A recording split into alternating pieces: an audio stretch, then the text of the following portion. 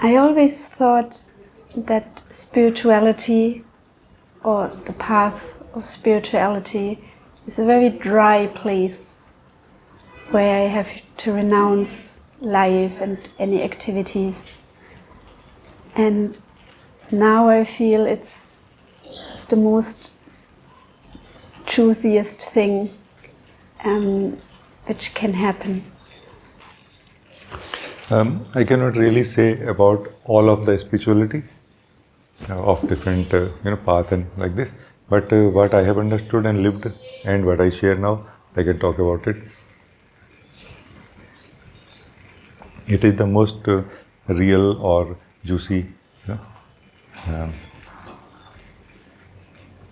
part of life. Those who are not in this spirituality which I lived and now I share, they are actually almost not living. They are spending age, time, but not living at all. Like they are basically giving their life but not getting anything back. The goal of life is not to renounce it in any way, but to actually come back to it. We are in the renounced state as a person already. How much more we need to renounce it?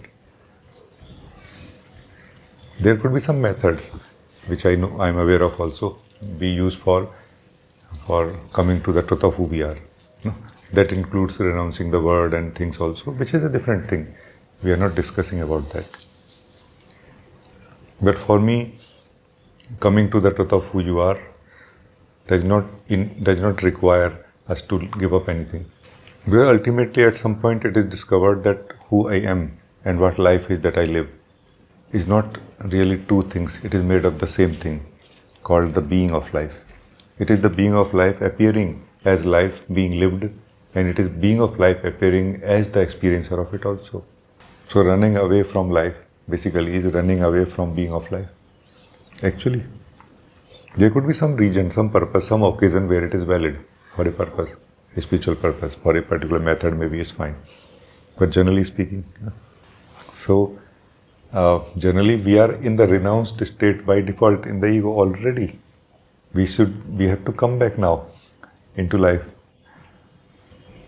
in the living mode now. We are already in the not living mode, just thinking, just planning, just thinking, just planning. A person is trying to live, mostly not succeeding. A being continuously living and never trying to live, because it is just able to live.